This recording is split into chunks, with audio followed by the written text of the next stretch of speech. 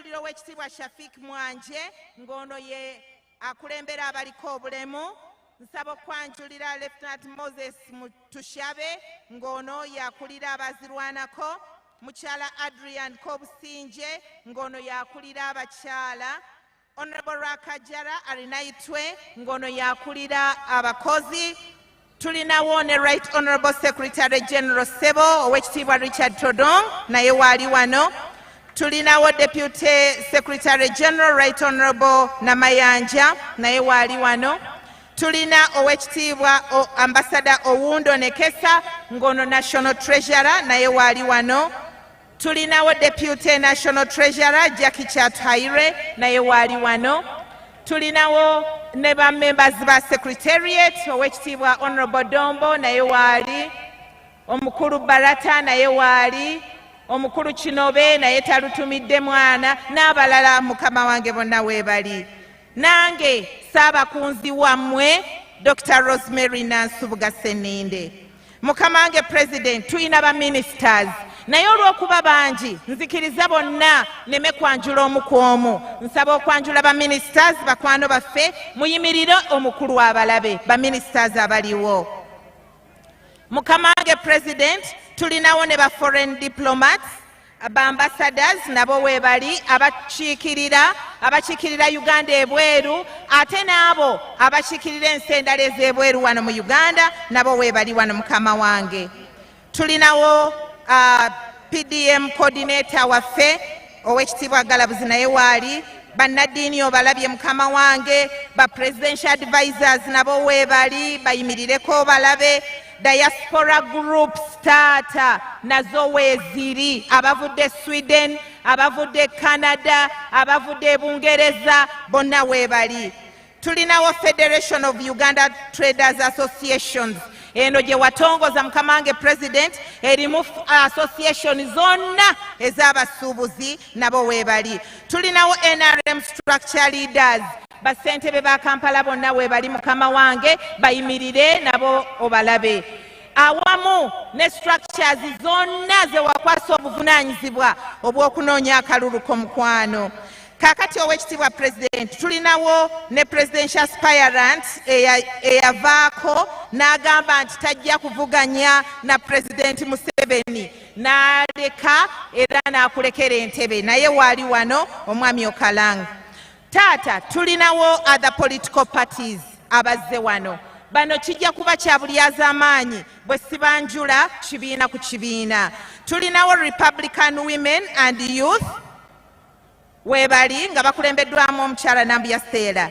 Tulinawo Liberal Democratic Transparency. Tulinawo Activist Party.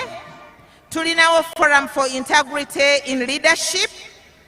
Tulinawo Revolutionary People's Party, Uganda Patriotic Movement, Congress Service Volunteers, Society for Peace and Development, National Economic Empowerment Dialogue, People's Development Party, Ecological Party, Democratic Party, Uganda People's Congress. Bonna weebali wano mukama wange. Bonna bagamba bagenda kwegatta ku NRM okulaba nga NRM efuna obuwanguzi obukuuma n'okunyweza ebituukiddwako mu ggwanga lyaffe nga bakulembeza President Yoweri Kaguta Museveni.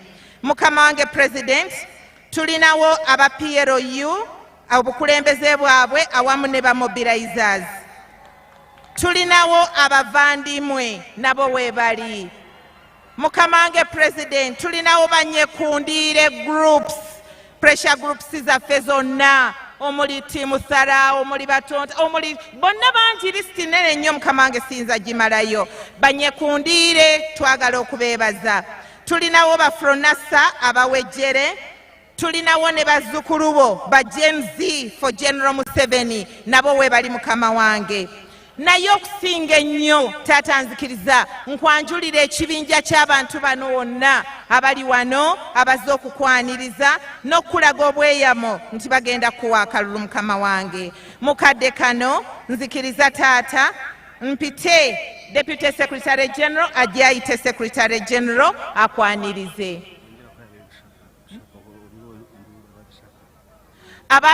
ababisaka nabo weebali bannaye twagala okubeebaza okujja nga bakulembeddwamu ow'obusobozi mukadde waffe tusanyuse nnyo okubalaba.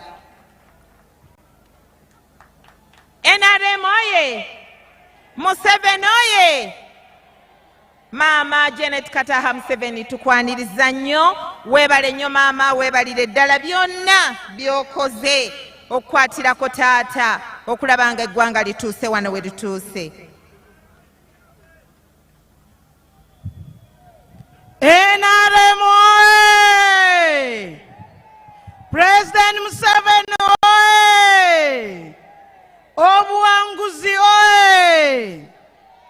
Sebo owekitiibwa President w'eggwanga wamu ne maama, bamemba aba Central Executive Committee, bamemba aba National Secretariat, Cabinet Ministers, Members of Parliament, and all leaders nga bwe banjuddwa wano, okusookera ddala mukama wange twagala okwebaza ne sekwebaza ffe nga bamembers b'NRM nti otukulembedde mu kutalaaga eggwanga lino okuva mu mambuka n'ogenda ebuvanjuba n'ogenda ebugwanjuba n'ojja wano mu masekkati ng'obuulira enjiri ey'amatafaali omusanvu NRM getadde ku Uganda, ate ng'otuwa ekisuubizo ekigenda okutwala Uganda mu nsi ezo eziri yaddeyaddeko.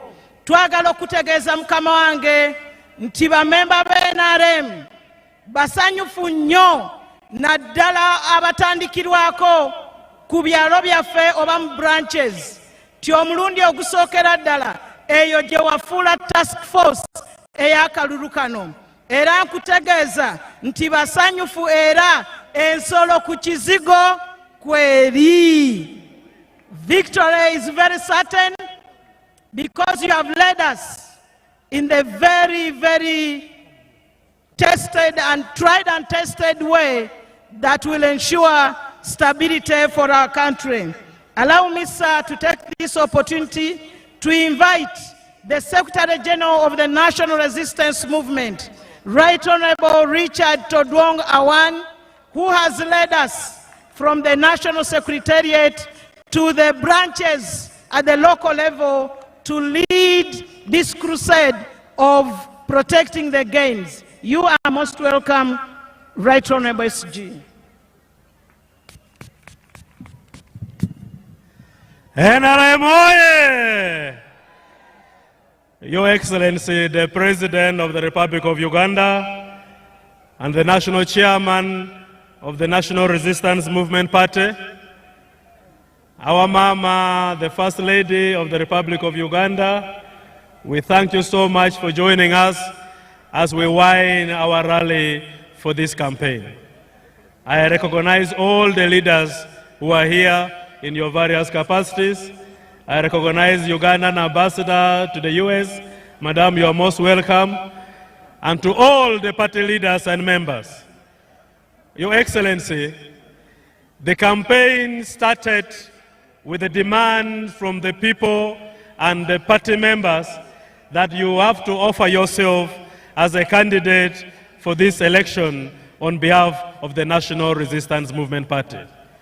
We thank you so much for accepting the demands from the NRM members and from Ugandans. When we started the campaigns, you directed us that this campaign should be structure-led. And indeed, we were campaigning according to the structure of the party, and our leaders at all levels were the campaign task forces at all the levels. And I need to congratulate you all and congratulate those who made this possible. Your Excellency, we went around the country, you addressed rallies. At times you would address 3 rallies in a day, and in the evenings you would have meetings of various levels. We thank you for finishing, and now we are concluding the campaigns with this rally where we have Kampala Central and the surrounding divisions of Kampala. We congratulate you so much on behalf of the party. To you, the party members, ending the campaign is not everything. We shall relax when the results are declared. From this rally, we are going back to the trenches, but in a different format. We shall not have rallies anymore, but we shall have one-to-one meetings, persons-to-persons engagements, houses to houses, border stages to border stages, workplaces, and all that we can do.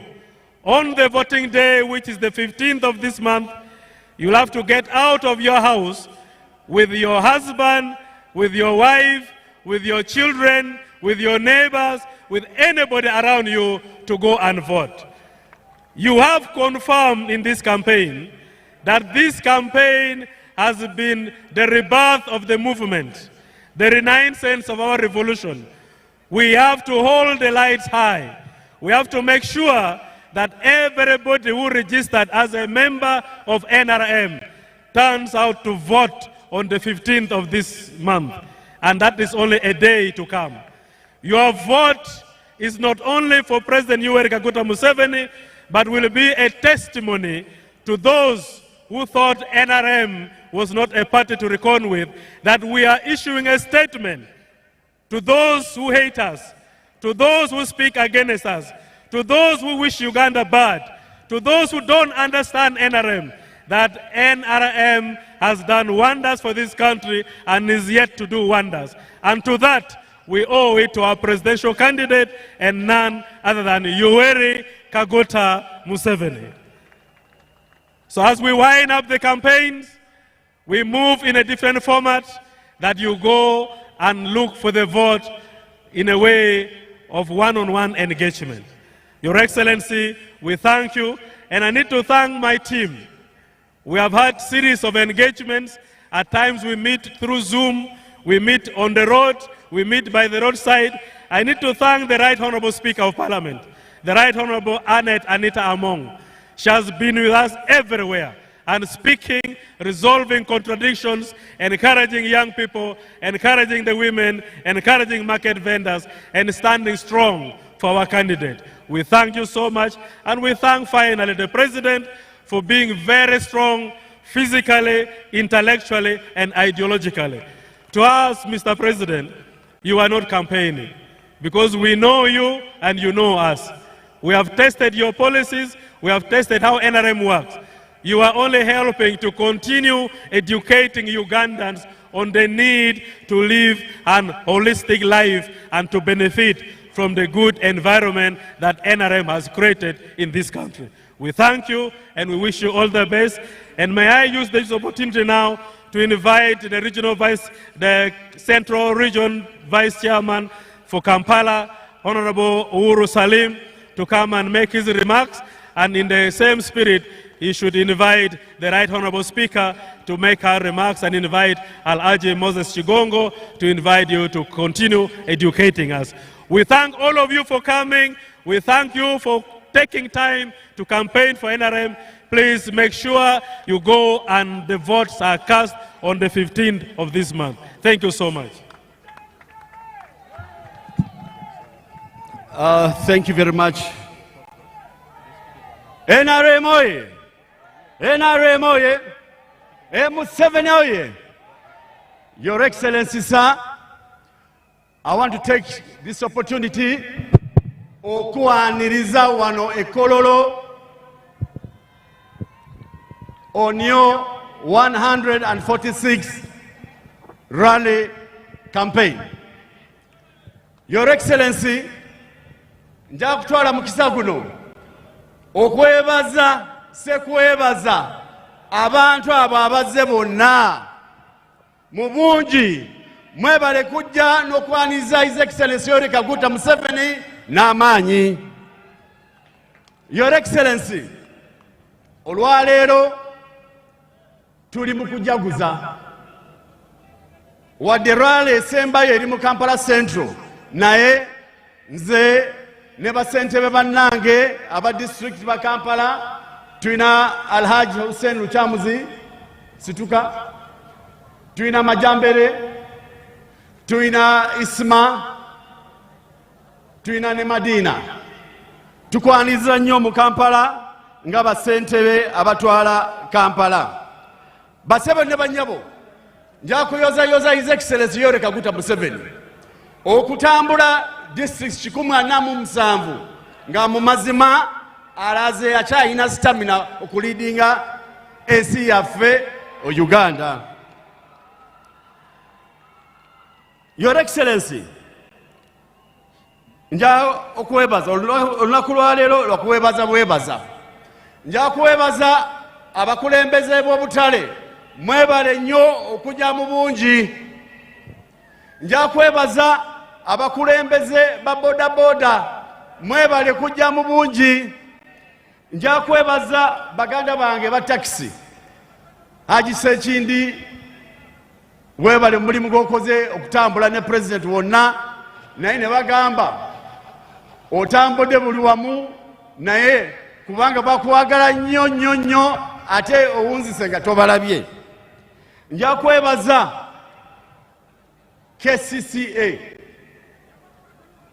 KCCA nga headed by the executive director, olimu gwa ttendo gwakoze okumobilizinga kuyonja ekifo kino okulaba kintu kino kigenda mu maaso. Your Excellency, nja kwebaza abakozi ba KCCA abadde bayera ekibuga omulimu gwa ttendo gwe badde bakola. Nja kwebaza abafuta omulimu gwa ttendo badde bakola ku mobilizing abantu. Nja kwebaza Hajati Sofia okukiriza okubeera mabega wa Hajati Misa Kabanda as MP Kampala Central Division unopposed. Nja kwebaza Secretary General ne team omulimu gwa ttendo gwe bakoze ne Madam Dr. Seninde ne muganda wange Sebalu PLU. Those days tubadde tubatya ne tuli muli baganda baffe, tuli tiimu emu okulaba ensonga ya Yoweri Kaguta Museveni ne ba flag bearers ku luno ensolo ku kizigo weri. Your Excellency, nja kwebaza security groups, Uganda Police Force mwebale, UPDF mwebale, SFC Command Force mwebale, okulaba there is peace and tranquility in the country. Your Excellency, nja kwebaza abantu bano media abadde batambula naawe all through nga baripotinga ebirungi this government NRM bebadde ekolera abantu. Mukimanyi wawadde program ya PDM ebadde ereta nnyo ensasage, ensonga eyo twagitadde mu drawer kati yawedde. Abantu bagenda kufuna sente, so nja kwebaza His Excellency Yoweri Kaguta Museveni okulaba ensonga eyo wakinogedde ddala. Ensonga ya skilling, nja kwebaza Dr. Katana ne Financial Controller omulimu gwa ttendo gwe badde bakoze okulaba program ya skilling has been the most transparent program and has bred success stories bwe badde mulaba maaso eyo. Your Excellency, nga mmaliriza nja kwebaza Pastor Kayanja Mufti, buli we tubadde tutambula tubadde tu frontinga Katonda era nga 15 inshallah tukimanyi bulungi Katonda agantu akwanukula essala zaffe, abantu bagenda kujja okulonda His Excellency Yoweri Kaguta Museveni. Nja kwebaza muganda wange Lumala wa paaka omulimu gw'ottendo gw'obadde okola, Mama Janet obadde ozina mazina maganda buli wamu nkwebaza era tukusiima emirimu gy'obadde okola. Your Excellency, nina DEC members bange wano aba Kampala Central Division, mbadde nsaba musituke DEC members. Era abadde basaba akafaananyi nga bulijjo nga ba DEC members. Nja okuwunzika Your Excellency nga nkwebaza weebale okutambuza Uganda in the right direction. Era nkakasa ebibala byo inshallah nga 15 we are definitely going to make a statement. Okulaba abantu bano bonna bazze mu bungi bwotyo ne ku box zigenda kubooga nga mmaliriza nja kutwala mu kisago no Your Excellency okwaniriza omukazi wange omulungi afumba ettooke awo ali mabegawo ne ku luno ajumbidde campaign zino n'agamba alina okubeerawo. So let me take this opportunity to invite the Right Honourable Speaker of Parliament to come and address this gathering. Bassebo ne bannyabo bugalo bwa Speaker buluwa. Right Honourable Anita Among, Speaker of Parliament, ate second Vice Chairperson owa National Resistance Movement. Ye mumyuka owokubiri owa President, ye mumyuka owokubiri owa Chairman wa party yaffe. Right Honourable Anita Among. NRM oye! NRM oye! NRM oye! Oye! You love President Museveni, raise your flags up. Katfena bagala President Museveni tuwanike waggulu wetuti. Wanika. Love NRM, raise your flags up. Bobo yagala NRM wanika bwoto wenkofiira wenna. Raise your flags up. Buli muntu wanika waggulu. Yes. Your Excellency, the President of the Republic of Uganda, Mukama wange President wa Uganda, and the National Chairperson of the NRM government, His Excellency Yoweri Kaguta Museveni. Atengera gwe ssentebe w'ekibiina kyaffe gaggadde, Your Excellency General Yoweri Kaguta Museveni Saabalwanyi.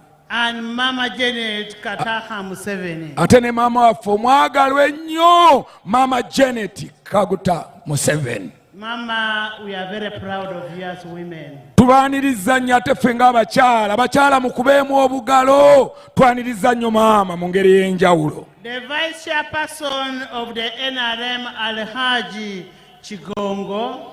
Alhaji Chigongo naye bamwaniriza. The Central Executive Committee members.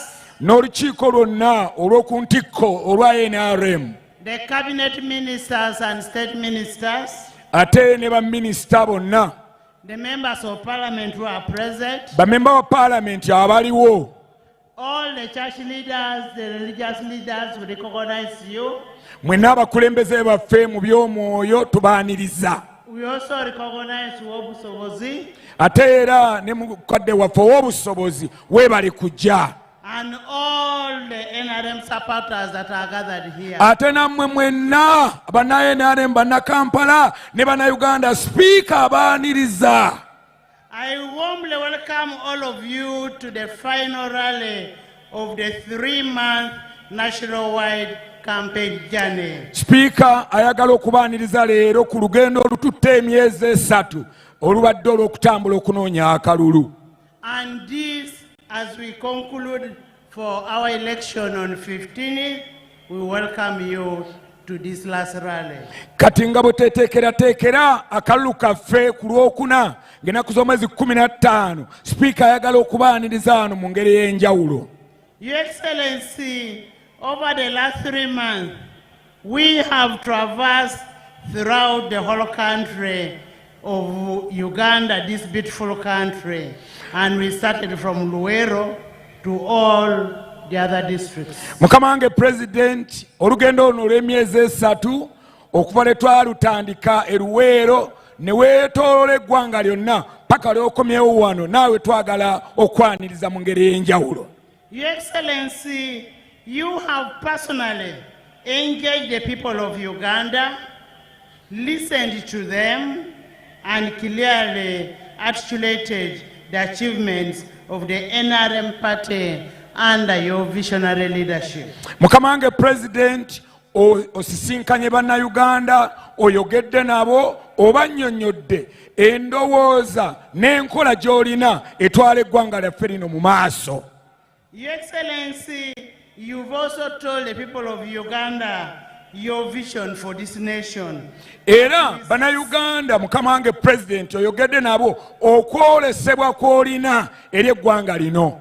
As we seek to protect and consolidate the gains that we have made. Kubanga nga bwe twongera okunyweza n'okwekenneenya bye tutuuseeko mu bbanga eryo emyaka 40 NRM geekulembedde. Your Excellency, this campaign has once again demonstrated your commitment and love for the people of Uganda and your firm belief in inclusive, people-centered leadership. Mukama wange president, campaign zino zongedde buziba endowooza n'okwolesebwa kw'olina okugatta abantu bonna bannayuganda nga tuli omuntu omu nga Uganda. Your Excellency, on behalf of my colleagues, the leaders of the party, allow us to sincerely appreciate you and everyone who has made this campaign a success. Mukama wange president, fenga aba Central Executive Committee, right honorable speaker, akwebaza kulw'abakulembeze bonna aba party, weebale nnyo weebalire ddala omulimu guno gw'otukoledde nga party. We also want to take this special moment to thank Mama Janet Kataha Museveni, who has braved both in rain and hot days to accompany you through the campaign journey. Mama, thank you so much. Basebo ne banya obugalo bwa mama. Mama amwebaziza mu ngeri enjawulo, yeebaziza Mama Janet olw'okubeerawo mu musana mu nkuba n'ayimirira ne General Kaguta Museveni okuyimirira naye mu campaign ez'omulundi ogw'omusanvu zino. Weebale nnyo maama. And on a special note, equally, I want to extend our appreciation to the members of the Central Executive Committee. Mu ngeri enjawulo, second vice chairperson yeebaza bamemba ba SEC omulimu gwonna gwe mukoze, mwebale nnyo, mwebalire ddala. And the NRM Secretariat, headed by none other than Right Honorable Richard Todong, and the tireless mobilization that he has done, and we want to thank you, Richard. Mu ngeri y'emu speaker, second vice chairperson yeebaza olukiiko secretariat ekulirwa Right Honorable Richard Todong olw'omulimu omukulu ennyo gwe bakoze ogw'okuwumbawumba campaign zino. And with all the energies that we put in this campaign, ate n'amaanyi there is gonna no doubt that we are winning highly. N'amaanyi gonna bannayuganda mwenna ge muteeseemu, tewaliwo kubuusabuusa kwonna akalulu kano tugenda kawuuta buva.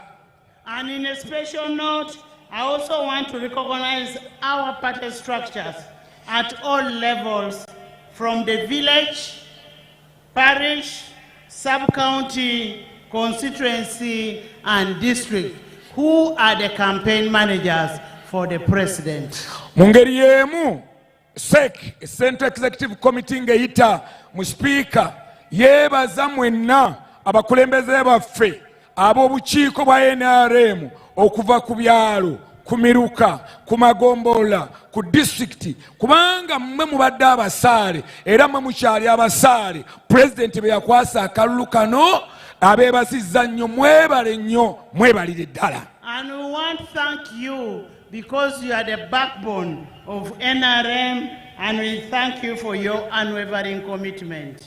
Ayagala kubebaza kubanga mmwe mpagi ssedduge okwetoolerera obuwanguzi bw'ekibiina kyaffe kya NRM. Mwebale nnyo abakulembeze okuva ku byalo okutuuka ku district. Above all, we want to thank the people of Uganda. Mu byonna twagala okwebaza speaker, kwebaza bannayuganda bonna. You welcomed us in your communities. Mwatwaniriza bwe twajja eyo. You listened to us. Mwatuwuliriza bwe twajja eyo. You engaged and affirmed your confidence in the national resistance movement. ate era ne mutukakasa ne muddamu obweyamu bwammwe obukakasa nti NRM ye yaffe ddala. Your support and resilience continued and will continue inspiring us as a party. Obuwanguzi bwammwe ate era n'obuwagizi bwammwe bujja twongeramu nnyo amaanyi bulijjo n'okwongera okubaweereza n'okwagala kwonna. Fellow Ugandans, Bannayuganda bannange mwenna, as we conclude our campaign today, nga tuwumbawumba ku kampeyini zaffe ez'omulundi guno, I wish to make a humble and firm call to all the citizens of Uganda. Speaker ate era Vice Chairman w'NRM asaba okuddamu eri bannayuganda mwenna That on Thursday 15th, January 2025, okwongera okubajjukiza 2026, nti ku Lwokuna ng'ennaku z'omwezi 15 omwaka guno ogwa 2026, I want to urge all of you to turn up in a large numbers and peacefully exercise your constitutional right and vote for President Yoweri Kaguta Museveni. Speaker abasaba nti ennaku z'omwezi 15 lwe Lwokuna olwa wiiki eno mwenna muggweeyo, tewasigalayo muntu n'omu, mujje mukozese omukisa gwammwe ogw'okulonda omukulembeze wammwe. Vote for peace. Mulonde ate muveeyo mu mirembe, mujje mulonde ku lw'emirembe. Vote for the stability of this country. Mulonde obutebenkevu ku lw'obutebenkevu bw'ensi yaffe. Vote for the conservation of the cultures, traditions and values of our people. Mulonde olw'okwongera okunyweza obuwangwa bwaffe n'ennono zaffe nga banna Africa. Vote for continued socio-economic transformation. Mulonde olw'enkulaakulana ey'omuggundu mu maka ne mu nsi yaffe enkulaakulana ebyo mugenda okulonda. And we want to request you to vote for President Museveni and all the flag bearers of NRM. Ebyo byonna nno nga bw'obiwulidde, byonna byonna bw'obiwumbawumba, emirembe, obutebenkevu, enkulaakulana, byonna biggwera ng'akalulu ako olonze Yoweri Kaguta Museveni ne bafulaga beera bonna aba NRM abeesimbyewo. Together, let us protect the gains we have made and secured, and even make our country to have a brighter future for our children and our nation. Fenna wamu nga twegattidde wamu akalulu kano kakunyweza ebyo tutuuseeko emyaka 40 ate n'okubinyweza okusobola abaana baffe ne bazzukulu baffe babisange nga weebiri katebule. And we want to thank everybody who welcomed us in their communities. Where we could have gone wrong, we do apologize for the mistakes that we could have made.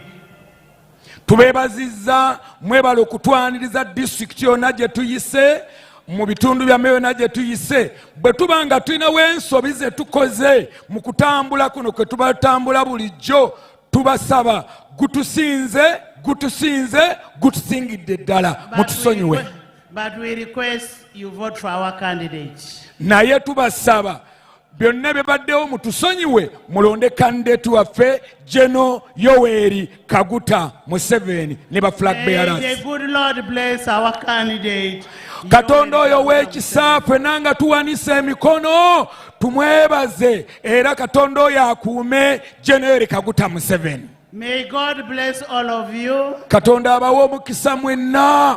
May God bless NRM. Era Katonda awe ekibiina gaggadde ekye-NRM omukisa. And may the good Lord bless Uganda as a country. Era Katonda awe omukisa ensi yaffe Uganda yonna okutwalira awamu. And I say all this for God and my country. Ebyo byonna byogedde ku lwa Katonda n'ensi y'obugalo bwa Speaker wa Parliament. Weebale I now nnyabo. want to take this opportunity Mu kiseera kino ayagala okukozesa omukisa to guno invite the first national vice chairperson, okuyita omumyuka asooka owa ssentebe wa NRM, Alhaji Chigongo, to invite the president. Owekiba Alhaji Moses Kigongo ajje NRM juu President Museveni oye! Oye! NRM oye! NRM juu Alhaji Moses Kigongo basebo ne banyabo obugalo bwa Alhaji Moses Kigongo buluwa katumwanirize sebo Alhaji Moses Kigongo. Your Excellency, Chairman of our movement, Yoweri Kaguta Museveni, ne Mama Janet Museveni, kasina kuyita nkusaba onzikirize nkwebaze kaba nawe bonna bakwebazizza olw'okukola campaigns obulungi n'obeera nga otuuse ne kweno esiibula mu campaigns. Tumwebale nnyo, mwebalire ddala, osomesezza bulungi, olaze abazzukulu ngeri ki gye bakwatamu ebintu. Webale nnyo, mwebalire ddala. Mama Janet Museveni mwebazaamu ak'ensusso olw'essaala zaatuwadde kasookedde tutandika n'okutuusa ku ssaawa ya leero. Kwebaza essaala zo zibadde ennungi ate era ndaba Mukama azaanukudde bulungi. Bannange sigenda kuba mwogezi wa lunaku. Njagala okwebaza mmwe mwenna, bannayuganda mwenna abatuwagidde ne bawagira NRM ne mweyisa bulungi, mwebale nnyo, mwebalire ddala. Nammwe ekintu mukiraba bannange, obuwanguzi mbulaba. Naye kati mbakubira omulanga tulina okukuuma obuwanguzi buno tubutuukeko bulungi nga tukozesa empisa zaffe ze tubadde nazo ennungi. Totawaana na bantu baagudde dda kujja kwekwatako, mubaleke bagwe bokka, naye mwe mukiipinge discipline.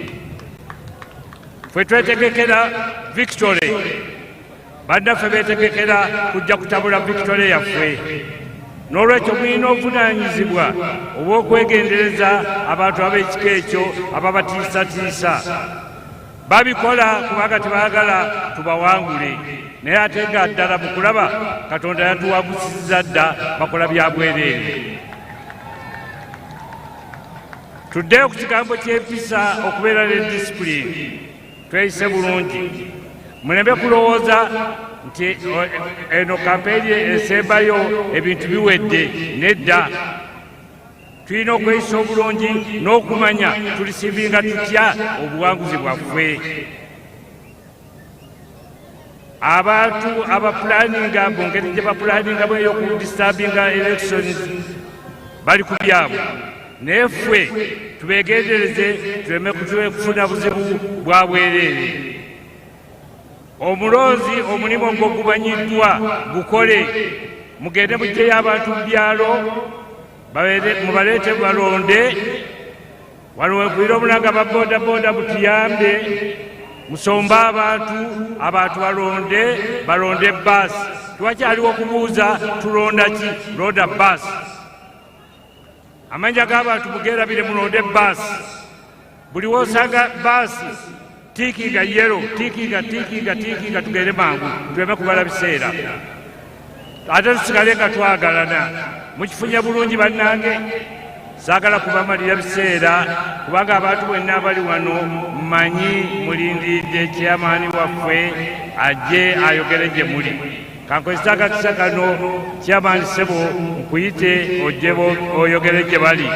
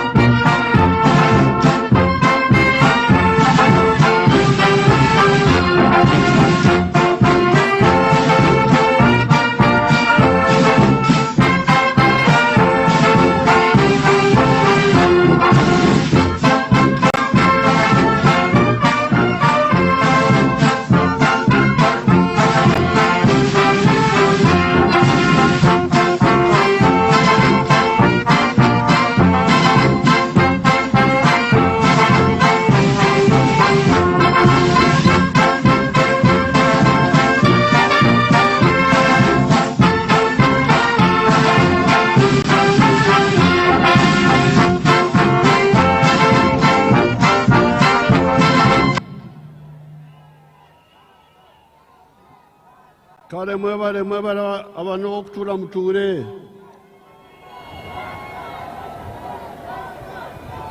Vice Chairperson Haji Kigongo, Vice Chairperson Anita Mong, Vice Chairperson Uhuru Salim, Secretary General, abakulembeze abalala bonna, namwe bana Uganda bazze wano, bana movement abazze wano, balamusiza mwena.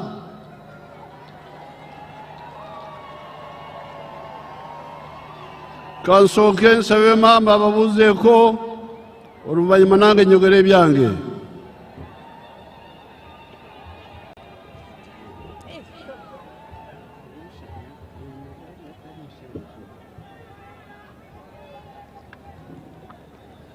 Good afternoon, Uganda. Mbalamusizza bannayuganda mwenna. Happy New Year. Mukuliko omwaka. I want to thank God. Njagala okwebaza Mukama Katonda. God has been faithful with us. Mukama abadde mwesigwa gye tuli. He has walked with us on this journey around Uganda. Atambudde naffe mu lugendo luno okwetoolola Uganda yonna. We must all thank him. Tuyina okumwebaza ffenna. And congratulations to you all mbayozaayoza mwenna for finishing our campaign across the country in peace and harmony. olw'okumaliriza kampeyini zaffe mu bulungi mu mirembe. I want to thank the families of Uganda, Njagala okwebaza famire za Uganda zonna, the women of Uganda, abakyala ba Uganda mwenna, the men, abaami bassebo, the religious leaders, bannaddiini baffe ab'emikwano, the youth. abavubuka baffe. Thank you all. Mwebale nnyo mikwano, mwebalire ddala.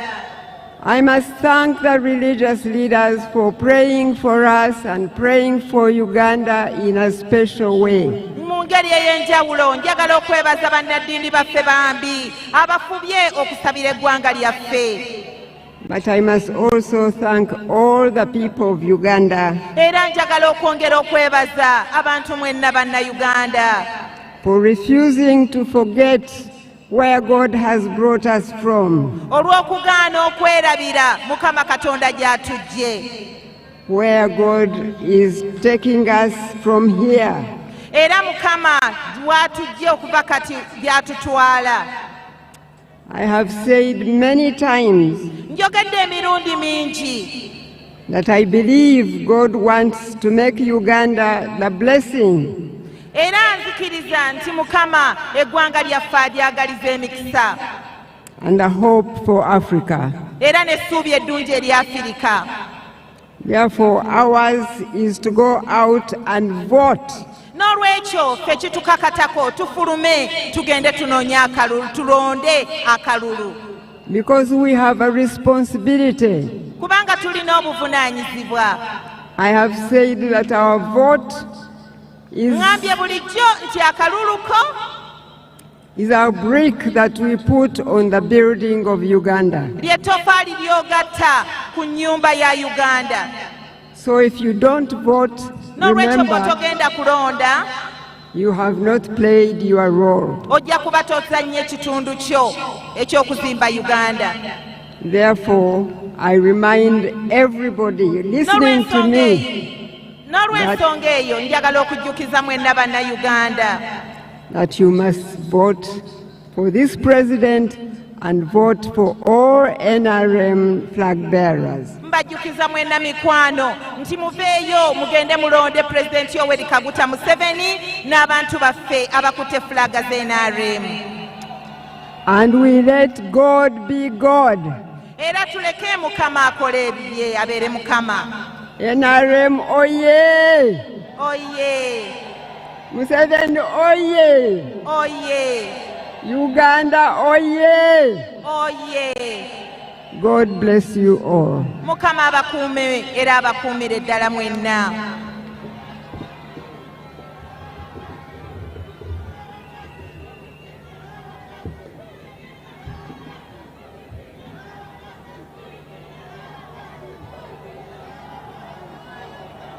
I want to thank Mama Njagala okwebaza maama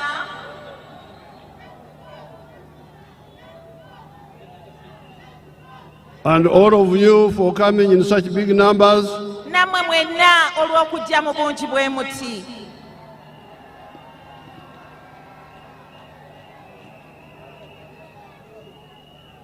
Now, to summarize our analysis of Uganda, N'olwekyo njagala okufunzafunza engeri gye tulabyemu Uganda. Uganda now is 17 times richer Uganda kakati egaggawadde emirundi 17 okuva we yali as a country ng'eggwanga from where it was in 1986. okuva we yali mu 1986. In 1986, the size of the economy was 3.9 billion. Okuva mu 1986 ebyenfuna bya Uganda byali obuwumbi 3.9. By June this year, naye mu Juuni y'omwaka guno the economy of Uganda will be $68.4 billion. ebyenfuna byaffe bigenze mu bitundu 68 n'obutundu 8 n'obutundu 4. n'obutundu 4. If you use the exchange rate method, bwe tuba nga tutunuulidde bwe tuba tukozeseza enkyusa ya ssente enkyusa y'essente zaffe ne dollar. Put it in better Uganda. bwe tuba nga tugeraageranyizza ku nkyusa ya ssente eya ddoola nga tupima ensimbi ezaffe eza Uganda. But if we use the purchasing power, how much our money can buy, naye bwe tuba nga tugeraageranyizza ku byobu ebbeeyi y'ebintu, ebbeeyi y'ebintu economy is 194.2 billion. ebyenfuna byaffe bibeera ku butundu 194 n'obutundu 2 Dollar eza billion 194 n'obutundu 2.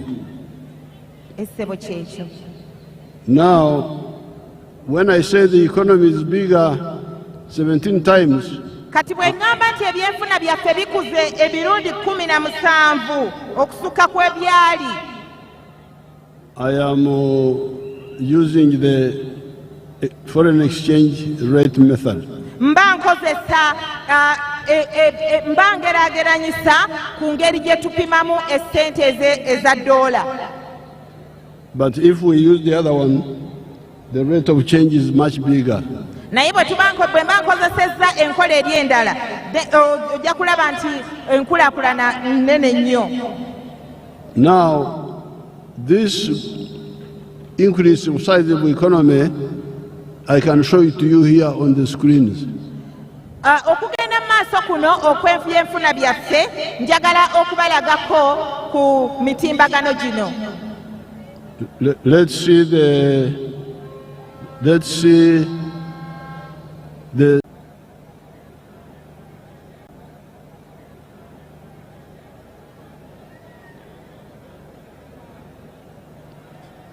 those are sugarcane. Show the estates. Ezo nnimiro za bikajjo naye kaba balageko ne ku z'esiteeti. Let me show you the palm oil. Ate kambalageko ne ku nnimiro z'ebinazi.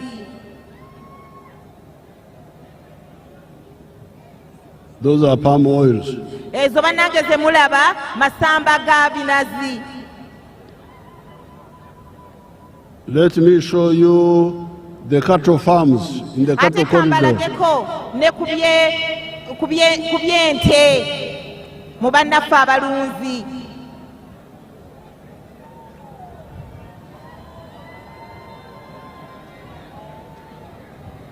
And the farms, overhead farms, if you have them. Amarundro, Oba Mugarina.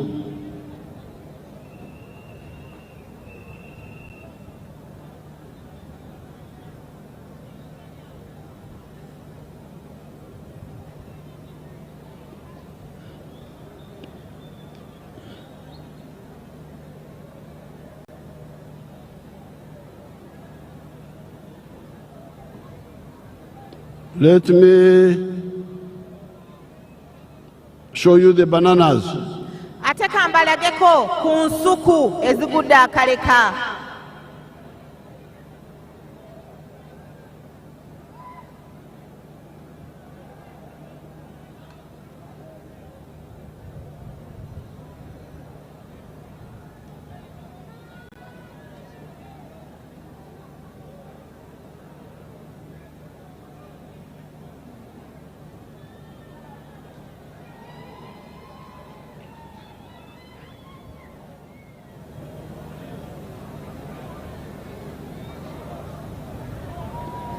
Let's see the cocoa in Bundubujo, if you have it. Ate katulabeko ku nnimiro za kokowa mu bitundu by'e Bundibujo. If they have them. Bwe mubanga mubirina. Abali ku kamera.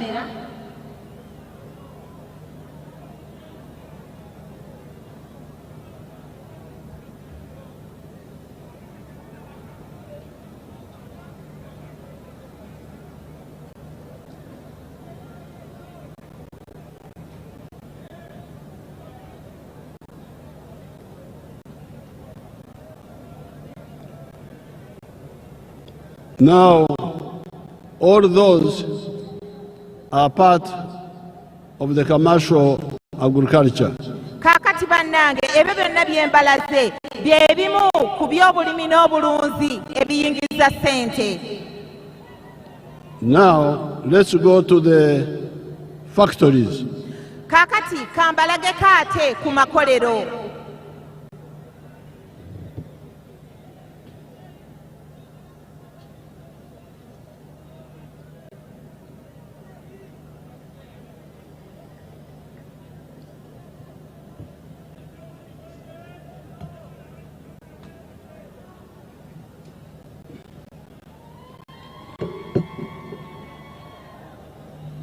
Those are factories in the Mbale area.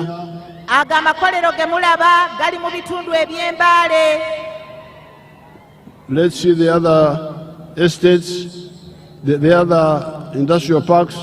Katulabeko ne ku makolero amalala.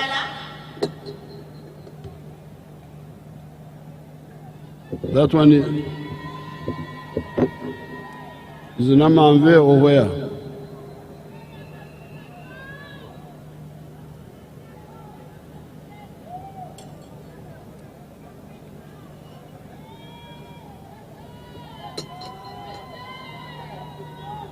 Show us the other estates.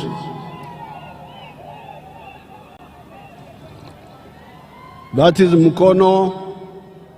Awo tulaga by'e Mukono.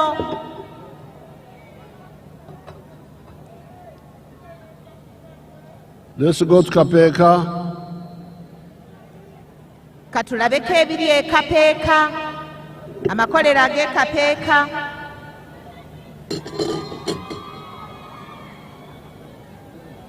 If you have the ones of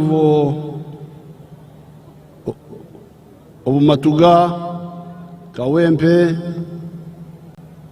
or Lila, Mutulageeko kuge Matuga, Kawempe, Obelira. that is Iganga. Kakati ebyo bye mulaba by'e Iganga.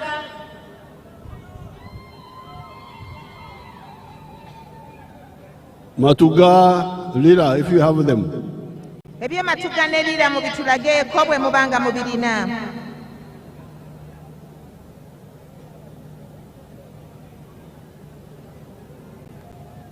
That's Namambe. Show us Lira and Matuga if you have.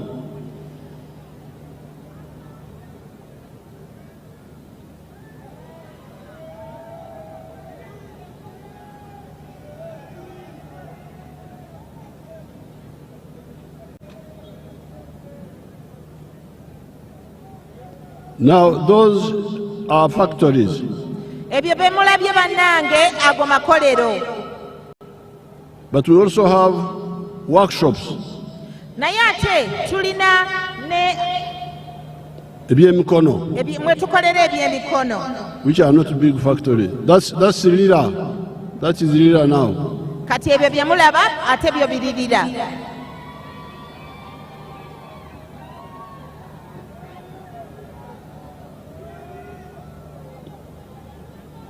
Let's see the workshops.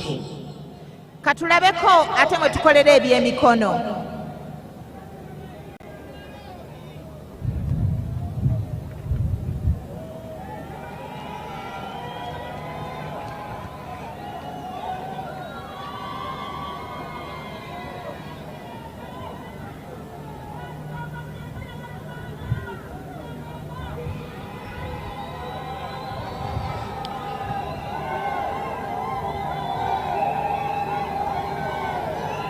Now, all those are in sector 2 of wealth, which Ebyo is byonna bannange bye mulabye biri mu kabondo kaffe ak'okubiri ak'ebyenfuna.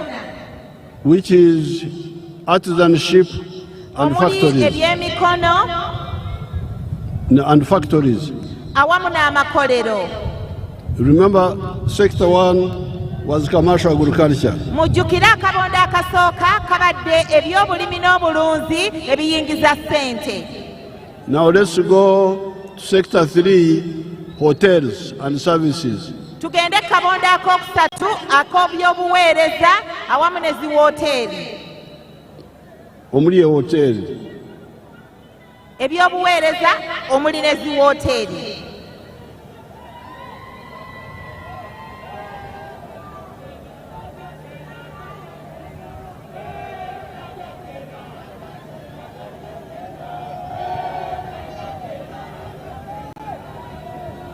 Those are some of the hotels. Kati ebyo bye mulaba bannange ezo ze zimu ku ziwooteeri ze tulina. Then wildlife, Kati waliwo tourism. ebyobulambuzi.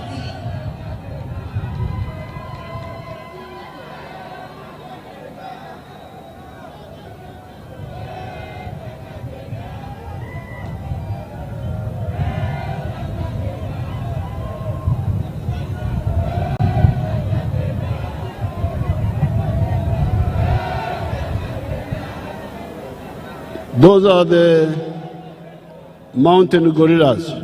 Ebyo bye mulabye ezo ensolo zaffe ze tuyita amazike g'omu nsiko ageeyo mu kibira kyeyo mu nsozi.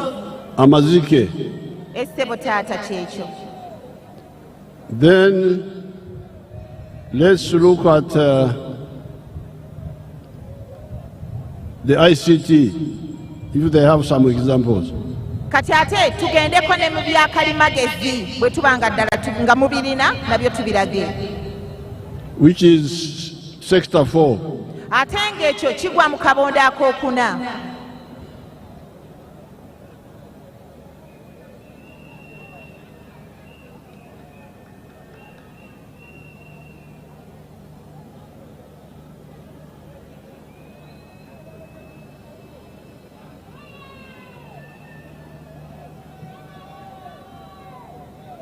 Now, these are the 4 sectors where wealth and jobs are found. Kaakati obwo bwe bubondo obuna omusobola okuva ensimbi obugagga awamu n'ebyemirimu. 4 of them. Era nga buli buna. And this is what I'm telling you, that the size of all these has grown by 17 times since 1986. Era nga njagala obbakakasa bannayuganda bannange nti ebyenfuna byaffe bikuze olwa bino byembalaze obutundu 17 okuva mu 1986. Now, what I've shown you are for the Bagaga, the rich people mainly. Kakati ebyo byembalazeeko bye by'abantu baffe abafunyeemu nnyo oba abagagga. But we are aware of our Mfunampora. Naye ate mumanyi tulinayo ne bannaffe bamufunampola. And this is where PDM was targeting. Era nga bano enteekateeka yaffe eya PDM be yali eruubirira okukwata ku mukono. Emyoga. Enteekateeka yaffe ey'emyoga.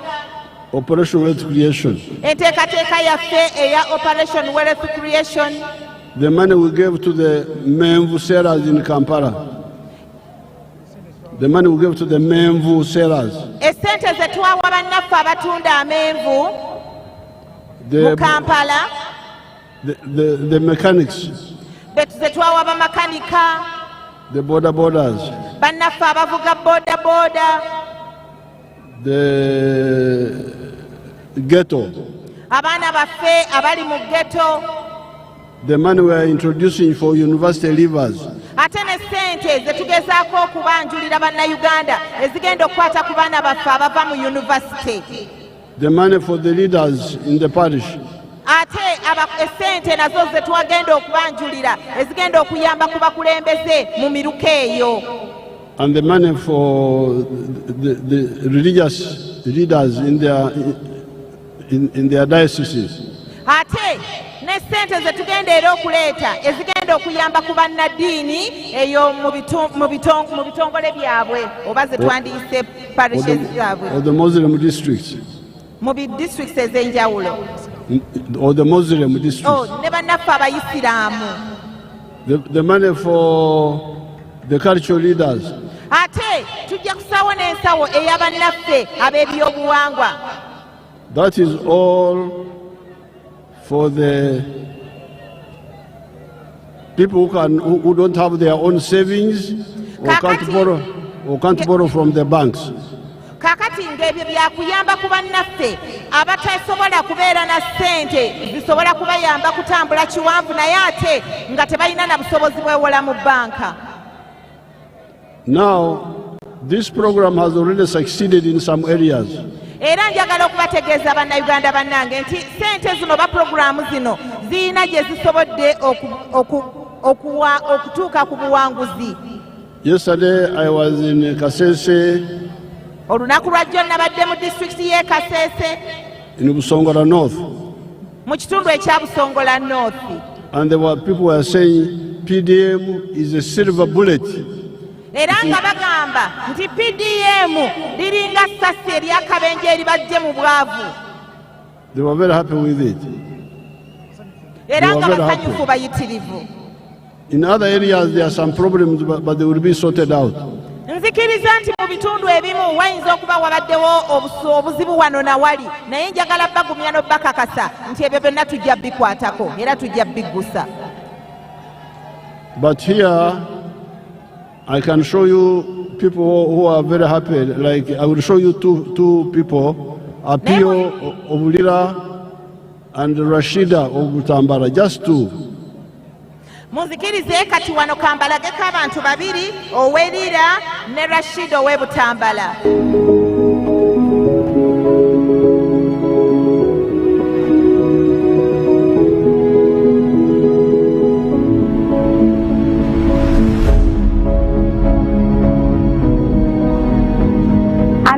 Vite aburi wan ti manna alingiri sel ti banya word ti my town council ti Lira district. Our name is Abiofiki, a resident of Alingiri Cell, Banya Ward, Amach Town Council in Lira district. Agam chene me PDM ya riepirwa She got the money from PDM in 2020. Apio borrowed 1 million shillings of PDM. Apio yo gwe mulaba bannange yewola akakadde kamu aka PDM. She did not have land. Yali talina ttaka. So she had to hire land. Yali yawalirizibwa okupangisa ettaka. And plant maize there. Era ku ttaka lyapangisa n'asimbako kasooli. Then when the kasooli was harvested, he sold. Era bwe yakungula kasooli n'amutunda. He went on with the farming. N'agenda maaso n'ebyobulunzi bwe. Farming, obulimi. Ebyobulunzi bwe n'obulimi. But using hired land. Using hired land. Ng'akozesa ettaka lye yapangisa. But she also bought sheep. Naye oluvannyuma n'agulayo n'endiga. Now recently I was there for the campaign. Mu nnaku ezitali ly'ezeewala naliyo nga ngenza okukola kampeyini yange. The other day, a few days ago. Ennaku ntono emabega. And she told me she had now 66 sheep. Yantegeeza nti okuva lwe namulaba olwasooka kati ayina endiga 66. And she has bought her own land of 2 acres. Era ng'aguze n'ettaka lya yiika 2. But when she got this money, naye bwe yafuna ssente zino, she had never handled 1 million shillings in her life. Yali takwatangako ku kiitibwa akakadde mu nsawo ye. But now she's prosperous. Naye kaakati akulaakulanye. Now let's see Rashida of Butambala. Kaakati kambalage ku mukyala Rashida ow'e Butambala.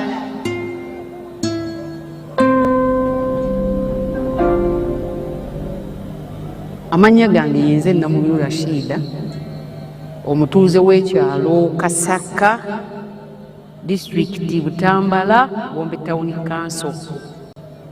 Nze omu ku baasookera ddala okuganyulwa mu ssente za PDM mu sako yaffe baali bagiyita Kasaka Enterprise Group wotire yalingi. Kaakati ssente nazifuna ku simu, message yajja nga nfunye 1 million. Kati nesanyuka nnyo ne ngamba bya ddala bino ne nkubira ku chairman wa PDM. Chairman n'angamba bya ddala mzee yabawadde ssente. Nenziruka ku Centenary Bank nenzijjako nenfuna 9,914. Kakati nenkomawo ewaka nensooka nenkola research wewali embuzi ennungi. Ne bandagirirayo ekyalo bakiyita Mabanda kiri mu Kibibi Town Council. Nengenda nengula embuzi 3, embuzi 3 nazigula $25,25, $7,500. Nengulako n'ennume. Ennume yali ntototo kuba nalaba nga nja kugyetaaga mu maaso eyo. Ennume n'engigula $15,000, nensigazaawo $9,914. Nensooka nenkubako ekiyumba ekiri temporary. Kakati omala okikubako ekiri temporary nembeera n'embuzi nezirunda. Katonda n'ayamba embuzi ne zazaala abaana 2. Kakati ozazaala abaana 2 nempeza embuzi 10. Kati olw'okuba nti embuzi zaali ziyaze nga nina obwetaavu bw'ekiyumba nentuulako embuzi 2 nazitunda $40,000 nenzimbako ekiyumba kino kyemulaba mwe zibeera kati. Kaakati zino era nga bwe muziraba zino zonna embuzi 3 ziri mawako. Kati nsuubira ate ofunkulizinga ennamba esinga ate ku zino. Kaakati mu mbuzi muno njijjamu maniwa n'atuyambako nze n'omwami. So Rashida from the PDM she bought goats. Kati Rashida bwe yafuna ssente za PDM ye n'agula embuzi. The embuzi are now multiplying. Kati embuzi ze zigenda zeekubisaamu zizaala. And she's getting manure for the coffee. Era nga mu mbuzi ate afunamu ebigimusa by'ateeka mu mwanyi. So we have got answers for both the rich who have got their own savings.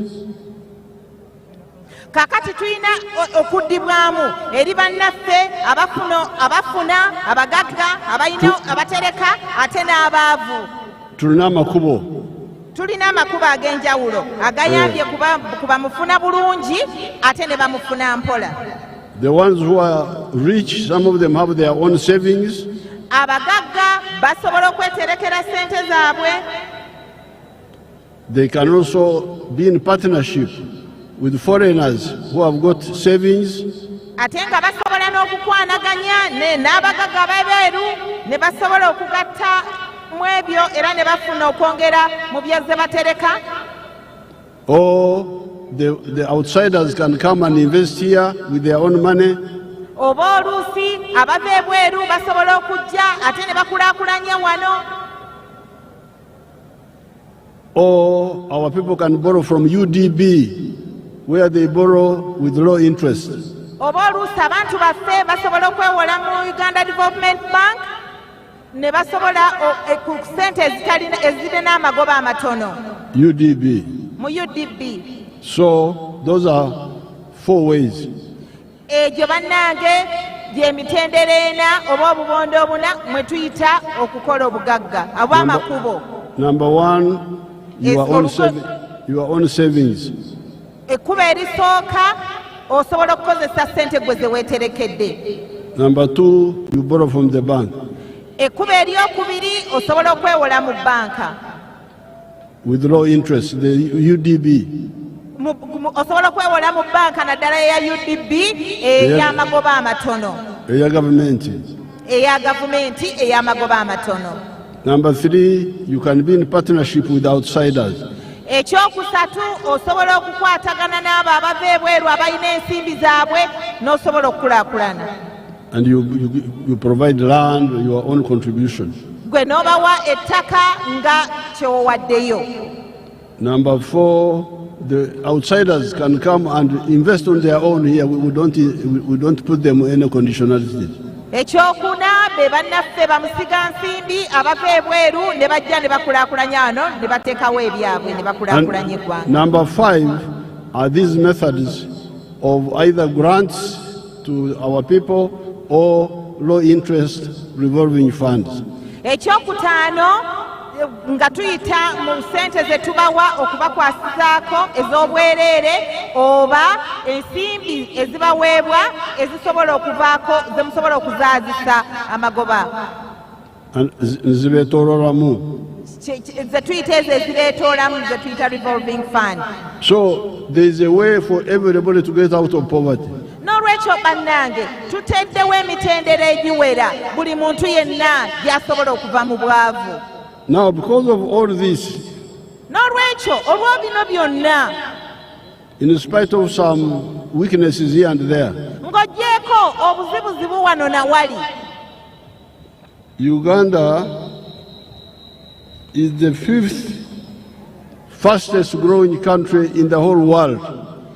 Uganda y'ensi ey'okutaano mu kukula mu nsi yonna. Kati ayagala kwetuga yeetuge bannange. Taata akikkaatiriza ayagala okwetuga yeetugire ku munyaanya. Nyimirire wano ne mbagamba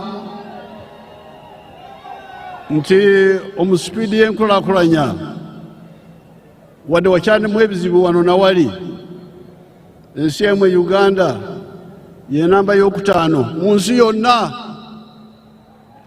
Mu nsi yonna, tonteeka wano mu Afirika wokka, ensi yonna omusipiidi y'enkulaakulana. Kati ayagala kwetuga yeetuge.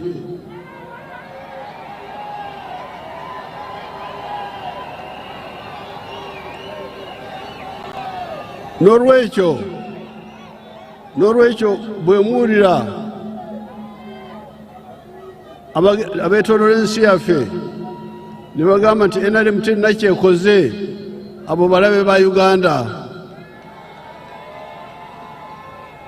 abatalina maaso agalaba amakolero ago kwe bayita, abo olaba nti balabe ba Uganda bagala kutujja ku mulamwa. Their aim is to divert us. Bagala kutujja ku mulamwa. Ensi ate kirabika Uganda is kuba ye number 1 mu nsi zonna kirabika. It looks like Uganda may be number 1 in the whole world. Ate bannange Uganda esobola okubeera namba emu mu nsi yonna mu kukulaakulana mu sipiidi y'okukulaakulana. Because the countries which they are saying are growing faster are Guyana, which is a country in South America, which has just discovered oil. Kakati kubanga bwe boogera ku nsi ezikulaakulana ezidduka ennyo boogera ku nsinga ya Guyana eri mu South America which has just eyakafuna oil and started exploiting it. Started exploiting the oil. era nga batandise okumusima. The South Sudan, although it has gone to war, it is beginning to grow again because they also have oil. Kakati tuyina ensi ya South Sudan nayo nankubadde eyina ebizibu by'entalo nayo olaba nti nayo efuba okulaba ng'ekulaakulana olw'amafuta g'erina. Then there is Guinea of West Africa, which has got minerals. Tulina ensi ya Guinea mu bitundu eby'obuvanjuba era ng'eyo balina eby'obugagga by'omu ttaka which they started exploiting. era nabyo batandika okubisima. Then the Sudan Khartoum, which has got, although it has got to war, but the parts which don't have war are growing fast because they also have oil and gold. Kati tumanyi tulinayo ne Sudan ey'amambuka nankubadde nabo balina entalo naye era nabo bakula kubanga balina amafuta. Now Uganda is the one number 5 growing at 7.6% before we exploit our oil. Kakati mwamugeraageranye ensi yaffe eya Uganda ekuze yeri namba 5 mu kukula ku sipiidi ku butundu 7 n'akatundu 6 naye ate nga jjukira nankubadde tukula ku sipiidi eyo kyokka tetunnatandika kusima amafuta gaffe. When we start pumping out our oil, which is about, let me show you the oil. Bwe tunatandika okusima amafuta gaffe nno kakati kansooke mbalageko byemulaga ku lutimbi awo amafuta ageego ge babalaga ku lutimbe. We are going to grow at a much faster rate. Ate kati tujja kwongera okukulira ku sipiidi ey'ekizungirizi. So therefore, n'olw'ensonga eyo you should reject mbasaba mugaanire ddala the campaign of the enemies kampeyini y'abalabe baffe era abalabe b'eggwanga who want to divert us abaagala okutujja ku mulamwa and confuse the world. era nga baagala n'okutabulatabula ensi. So among the achievements, n'olwekyo bannange mu ebyo bye tusobodde okufuna oba okutuukako, because I have told you about wealth, nabadde mbabuulidde era nnyongera okubabuulira ku ky'obugagga. but you cannot have wealth naye tetusobola kubeera oba kufuna bugagga without infrastructure. Nga tetuyina enguudo. Katika tubalage enguudo, let's show you some of the infrastructure. Kati bannange munzikirize ate mbalageko ne ku nguudo ze tulina enkulaakulana eyo gye tutuuseeko.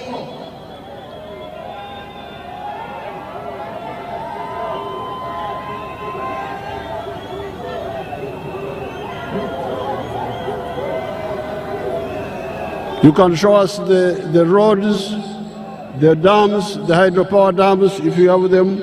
Tulageeko ku nguudo, mutulage ku mabibiro g'amasannyalaze.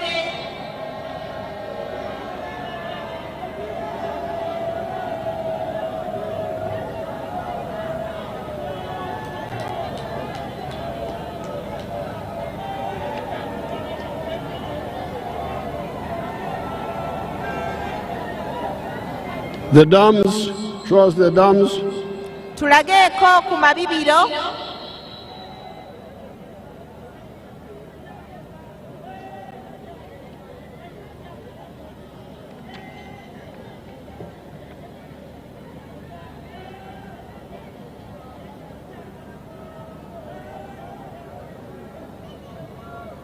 The dams, if you have,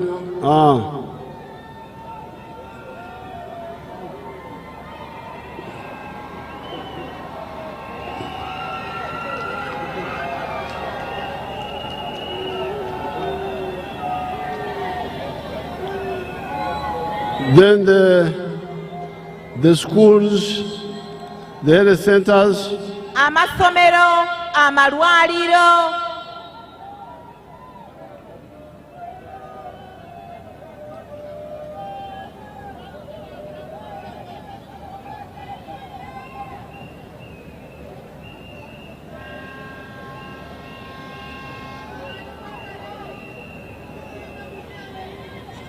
now, therefore, n'olw'ensonga eyo, when you look at Uganda from the side of wealth, bw'otunuulira Uganda ng'okitunuulidde mu luuyi olw'ebyobugagga, from the side of the different sectors, ate n'otunuulira n'ebyenfuna eby'enjawulo, obubondo, obwenjawulo, then you come to jobs created, kati ate n'ojja ku mirimu egitondeddwawo, then you come to infrastructure, n'ojja ku by'enguudo, then you come to peace. n'ojja ku mirembe.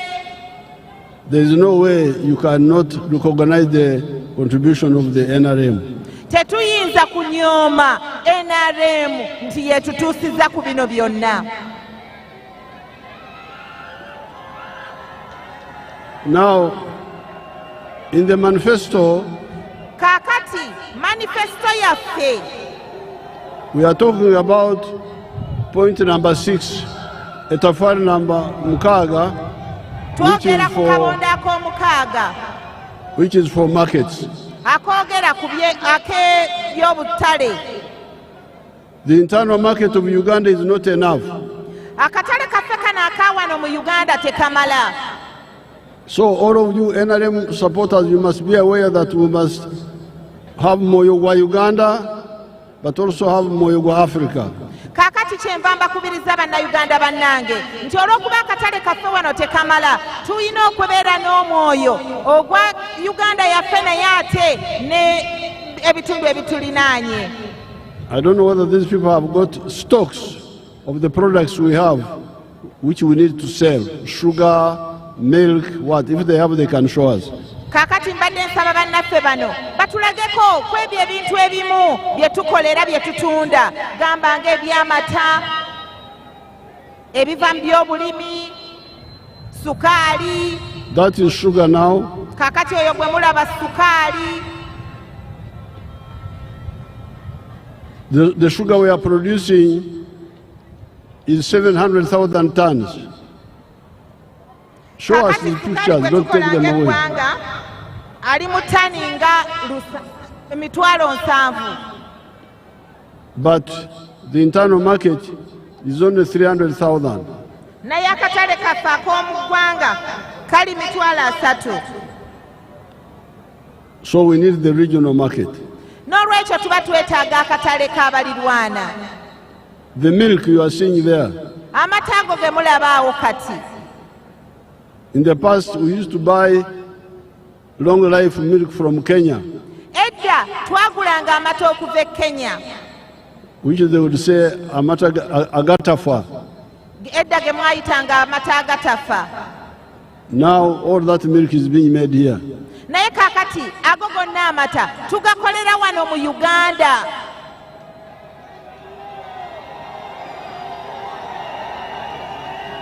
But the internal market is not enough. Kaakati akatale kaffe akaawano tekamala.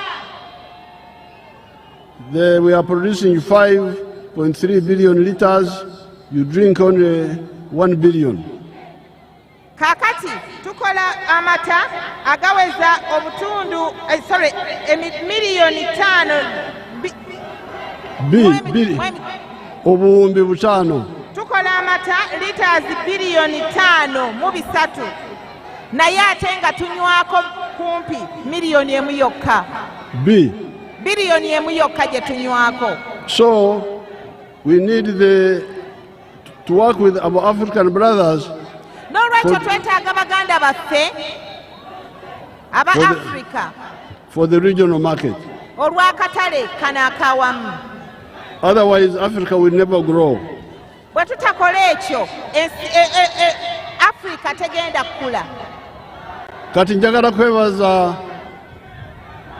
muwala wange Nansubuga Seninde, naye njagala bano abaana bato abazze nabo bayiga okukyusa. Waliwo muwala waffe Lukanga. Go and try to translate and we hear how you are translating. Lukanga, where is she?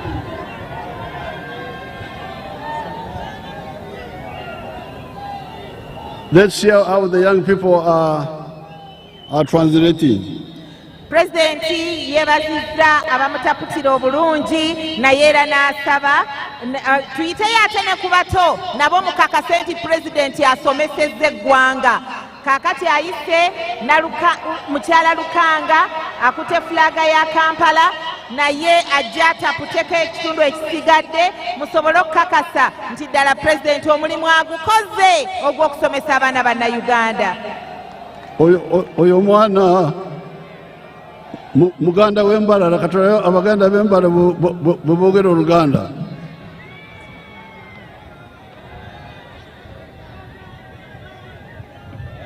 Lukanga wanji mzee bano bagenda kuwulira, they want to hear how the baganda of Mbalala translate.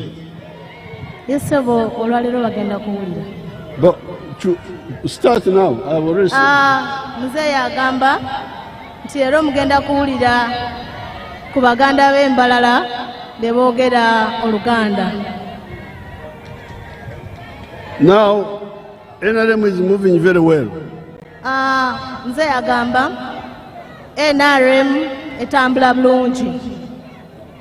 But where we are, since you are supporting us in the new government, okusinziira be mutuwagira mu gavumenti yaffe, we are going to emphasize some issues which affect the poor. Tugenda kukkaatiriza ensonga ezimu ezitumenya ffe abawejjere oba abaavu. And these are poverty. Bano poverty. bwe bwavu. That's why every NRM cadre yensonga lwaki buli wagira NRM must make sure that the anti-poverty programs work well. Tuyinza ateekwa okukakasa nti alwana okulwanyisa obwavu. And programs of the PM work well.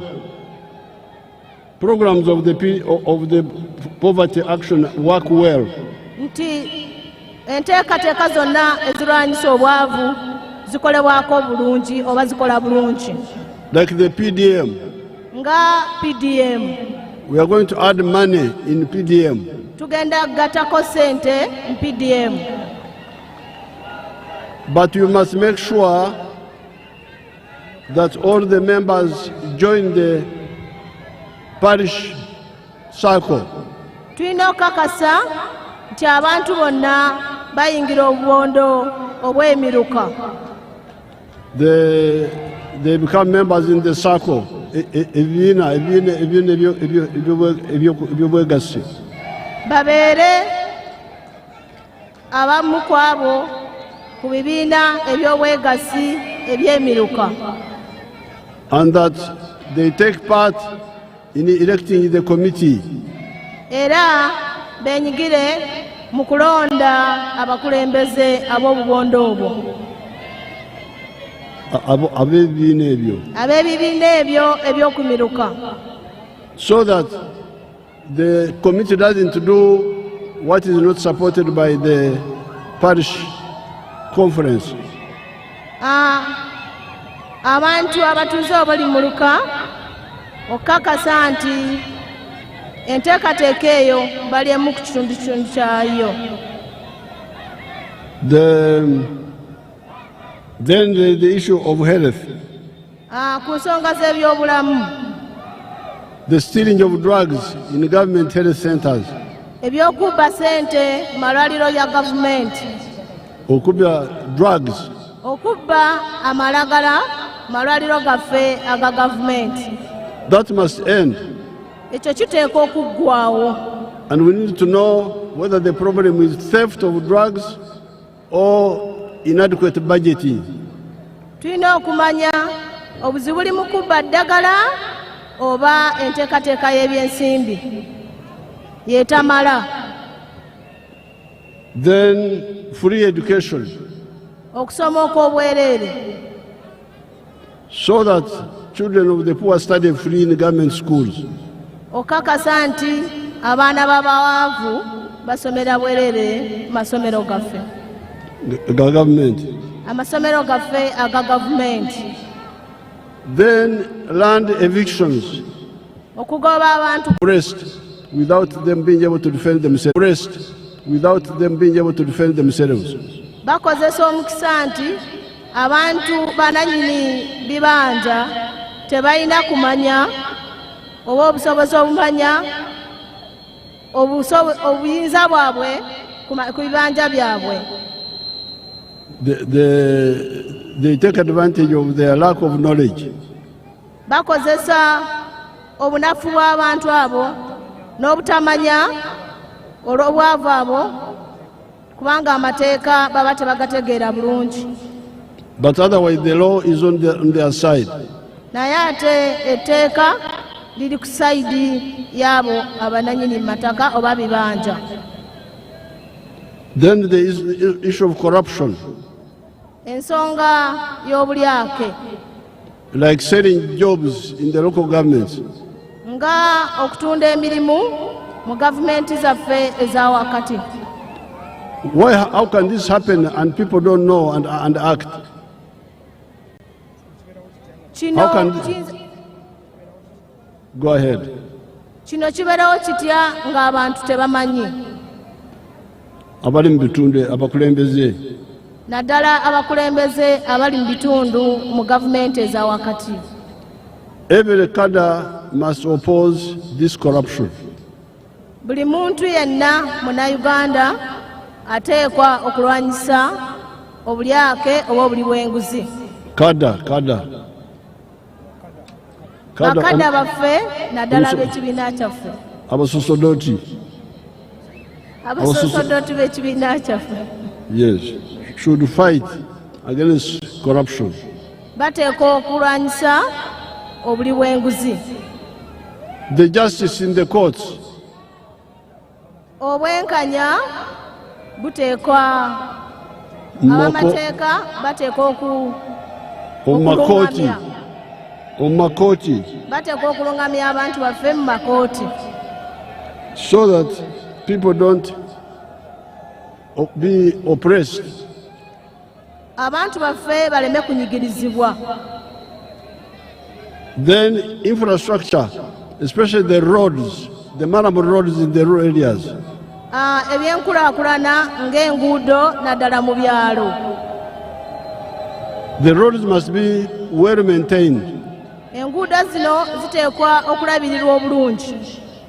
If we cover these 5 areas, bwe tukwata ku bitundu bino ebitaano: poverty, obwavu, free education, okusoma okw'obwereere, health, ebyobulamu, land evictions, okugobwa ku mataka, corruption, obuli bw'enguzi, justice, obwenkanya mu makooti gaffe, infrastructure, ebyenkulaakulana, ebyemisingi y'enkulaakulana, enguudo, enguudo, enguudo zaffe, and water.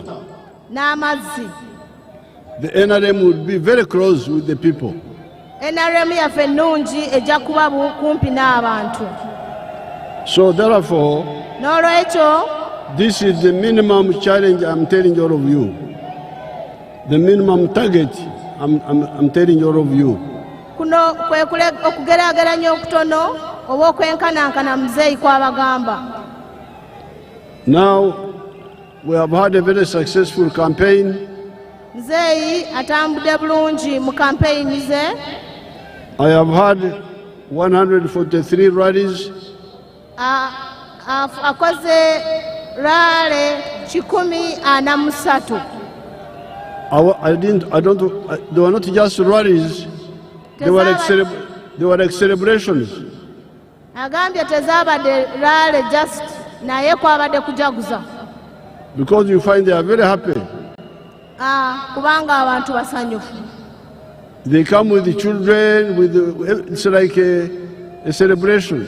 Abantu bajja n'abaana n'emikwano gyabwe nga baze okujaguza. So therefore, n'olwekyo I want to advise some of the opposition people. Muzeeyi ayagala okuwabula abantu abavuganya. They are saying that they want to do some violence here and there. Mubaagala okukola obutabanguko wano na wali. I want to urge you, don't fear anybody, anything.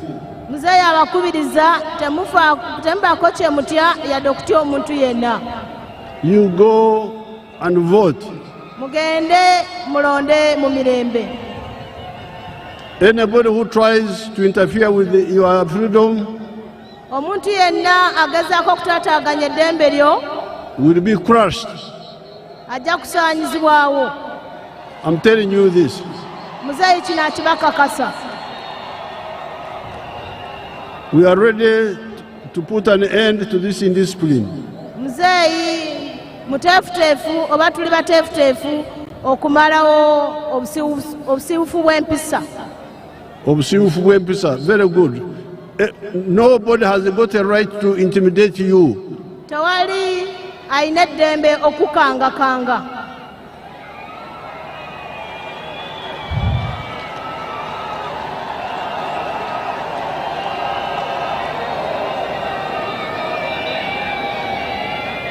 So therefore, n'olwekyo go out and vote.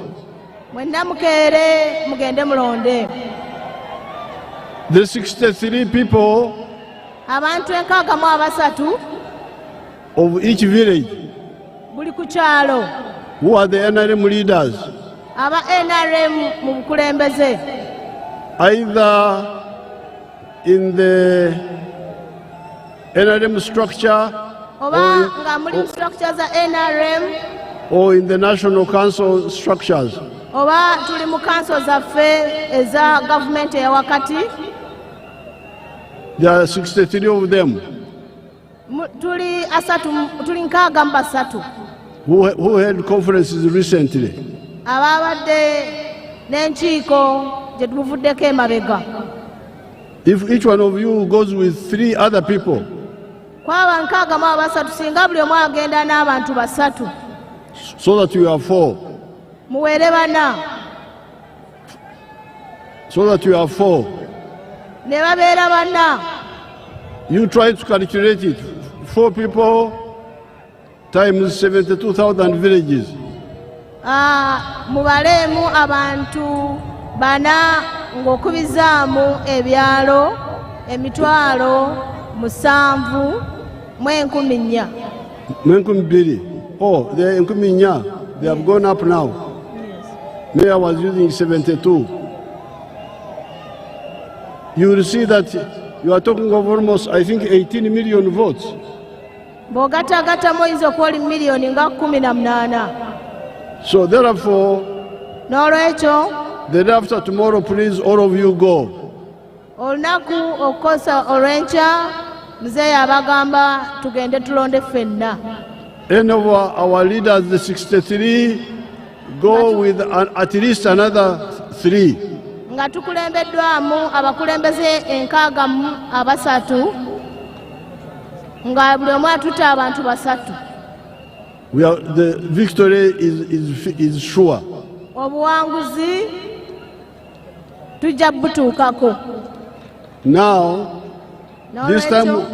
this time we are going to use a chinkumu. Ku luno muzeeyi agamba tugenda kozesa kigalo. Ekigalo is to prove that you are the one. Ekigalo kituyambako okukakasa nti gwaze okulonda yeggwe. After that, you think in the normal way. Oluvannyuma ojja kukebera. So the voting is not the kigalo. Okulonda nga tewaliwo kigalo. Okulonda si kigalo kyokka. Okulonda si kyekigalo. Si kyekigalo kyokka. Si kigalo kyokka. Okulonda tetugenda kukozesa kigalo kyokka.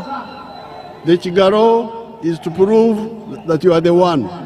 Ekigalo kigenda tuyambako okakasa nti gwaze okulonda gw'omutuufu.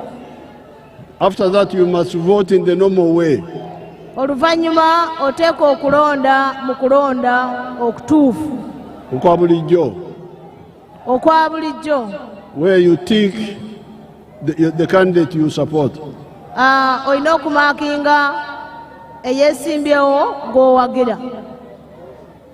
NRM oye! NRM oye!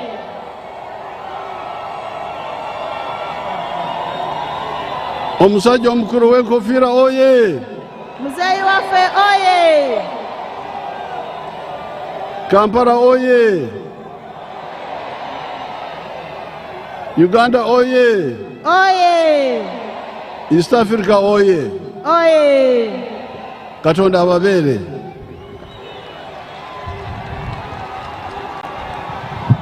Sebo President, twagala okwebaza taata weebale nnyo weebalire ddala olw'okukomekkereza Raare eno era nga mukadde kano mukama wange President nzikiriza ngenda kwanjulira ba flag bearers kubanga balina okwasibwa flag naye nga bwe mbayita nsaba taata nkwanjulire bapulandi bazzukulu nabo mukama wange we bali era nga bakoze omulimu mulungi. Tulinawo director waffe wa external relations Major Wichpola, tulinawo abawadde president ebirabo yonna gye tutambudde mu rallies zonna, tulinawo abaana abazzukulu taata abatambudde naawe wonna aba PLU ababadde bawuuba flags, abo bonna twagala okubeebaza. Taata mukadde kano nzikiriza mpite ba flag bearers ng'asooka ye Honorable Minsa Kabanda agenda okukiikirira Central, yakute flaga yaffe eya Central. Amina Lukanga akute flaga ey'abakyala, Kizito Moses ng'ono yakute flaga yaffe eya Lord Mayor, Salimu Uhuru Nsubuga ng'ono yakute flaga eya Division Mayor. Kambasabe bajje. Mukama wange nga bw'ogenda okujja okubakwasa flag, nzikiriza mukadde kano nyongere okwebaza ennyo nnyini bannayuganda mwenna ab'emikwano abazze mu bungi okwaniriza n'okuserebulatinga kubanga ffe ab'NRM kati tuli mu kuserebulatinga. Njagala okubeebaza mwebale nnyo mwebalire ddala mu ngeri ey'enjawulo. Neebaza Secretary General waffe, neebaza Treasurer waffe, neebaza olukiiko lwonna olwa top management eya Secretariat. Njagala okwebaza bassentebe baffe bonna aba NRM yonna gye muli mu ggwanga awamu ne ba NRM structures olw'omulimu omulungi gwe mukoze. Mwebale nnyo mwebalire ddala olw'okukunga olw'okukolagana obulungi ne mulaga nti NRM ekyayina obulamu era nga yesobola okutwala eggwanga lino mu maaso. Mwebala okusiima President bwe yatuwa obuvunaanyizibwa nga structures okubeera nga ffe tukulembera campaigns ze. Taata weebale nnyo weebalire ddala era tukwebaza okutuwa amaanyi. Mukadde kano kampite Honorable Minsa Kabanda yaba asooka okukwata flag. Minsa Kabanda oye! Minsa Kabanda oye! Central oye! Addako Sebo President ye Amina Lukanga ngono yakute flaga y'abakyala mu Kampala. Amina Lukanga oye! Amina Lukanga oye! Kati addakaawo ye Kizito Moses era ng'ono yakute flag eya Lord Mayor. Kizito Moses oye! Bwe munaamuwa akalulu ajja kujjawo abazoganya Kampala. Kizito Moses oye! Ssebo asembayo ye Salimu Uhuru Nsubuga ng'ono ye meeya owa division. Uhuru oye! Salimu Uhuru oye!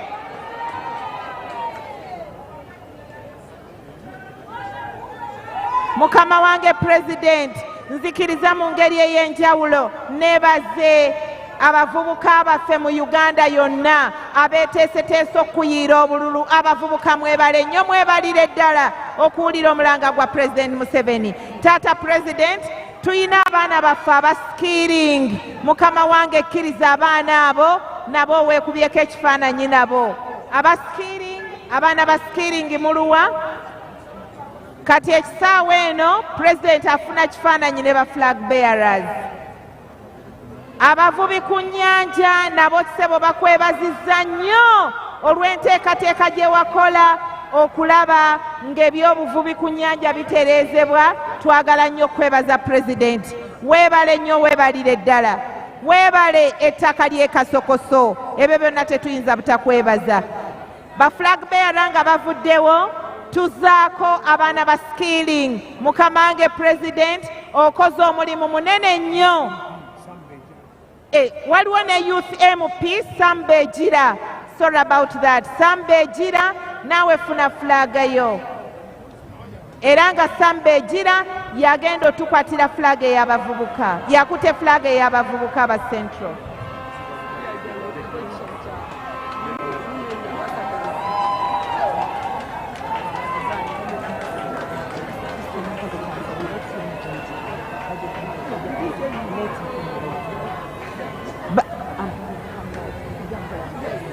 Your Excellency, ekifaananyi ekyo President ali mu kifuna n'abaana abaskiring. Mukama wange President, abadde baakusabye ekifaananyi era nga kyakusabiddwa mukulu Salimu Uhuru. Taata tukusaba okikkirize. Taata wakkiriza n'okufuna ekifaananyi awamu ne bannaffe ab'ebibiina ebirala. Mukama wange President, tugenda kusaba ab'ebibiina ebirala batwegasseeko okkiriza okufuna ekifaananyi nakyo. District Chairman ba Kampala, mwegatte mu kifaananyi ekyo ekyaba DEC members.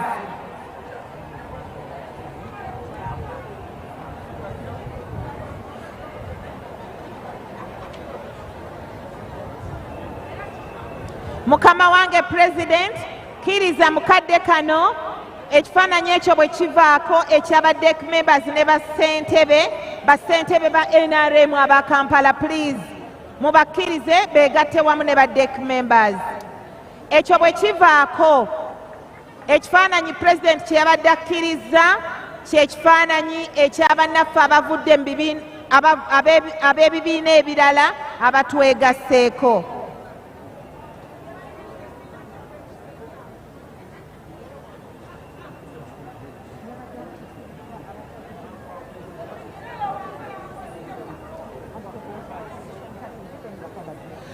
Kati President taata ekyo ekifaananyi ekiddako kye kyabannaffe ab'ebibiina ebirala abasazeewo beegatte ku NRM okugiwagira n'okufuba okulaba nga NRM ewangula. Taata tulinawo ne Honorable Ndezi Alex ow'abaliko obulemu, naye alina okufuna flag. Era mbadde nsaba Ndezi Alex. It was an oversight, Honorable. Sorry about that.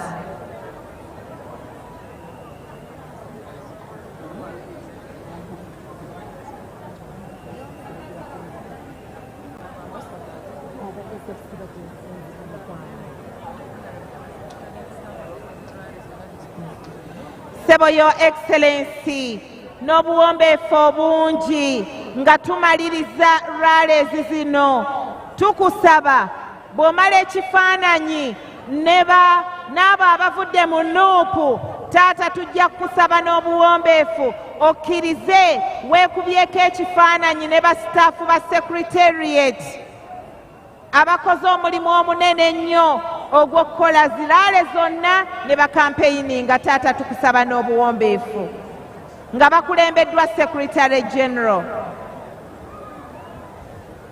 Tiimu ya Secretariat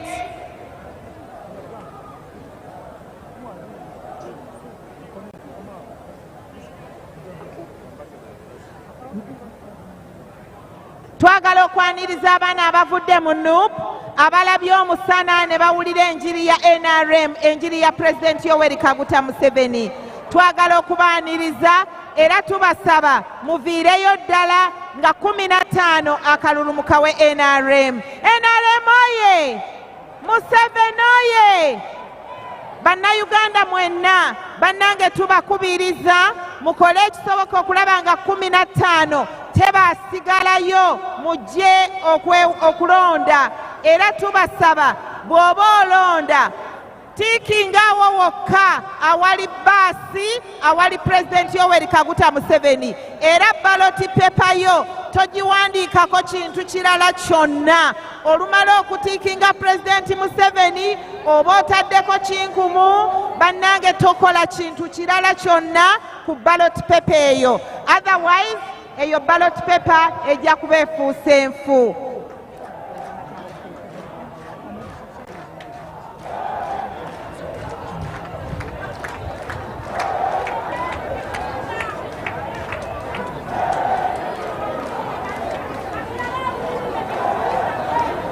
Taata twagala okwebaza webala okwaniriza abaana baffe abazze mu NRM era abasuubiza okutuwa akalulu. Aba Secretariat team taata tukusaba okkirize weekubyeko ekifaananyi ne Secretariat team abakulembeddwa Secretary General olw'omulimu omunene ogukoleddwa mu ggwanga lyonna. Secretariat team and staff tusaba kibeere ekifaananyi ekisembayo.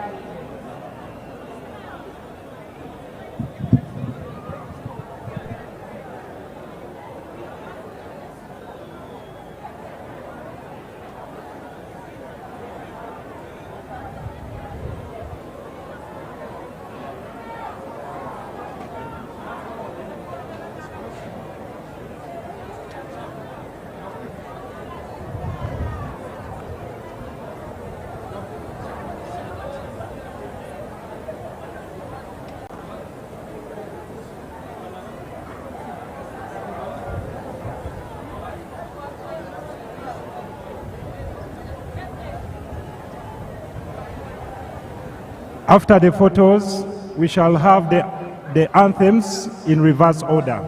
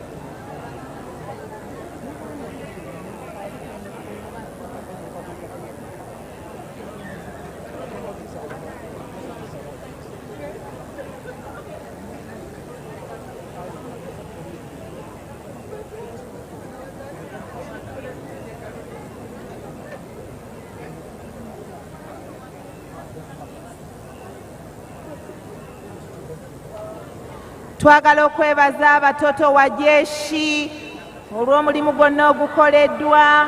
Mwebale nnyo, mwebalire ddala watoto wa jeshi.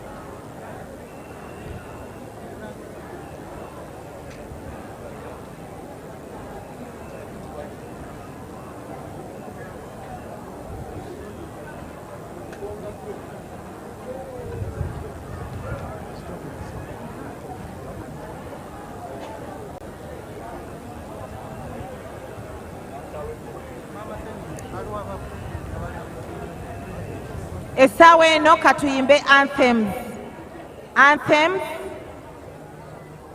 in the reverse order.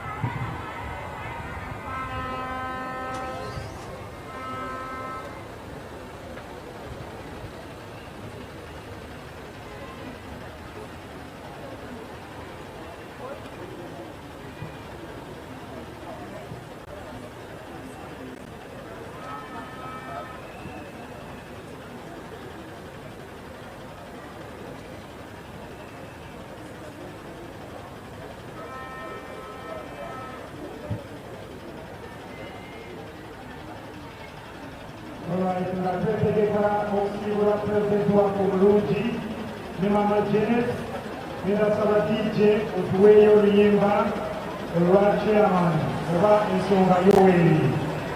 Kati n'asaba abantu wenna ba muzeeyi wanaabakulu batumuwumire mukyaliyo.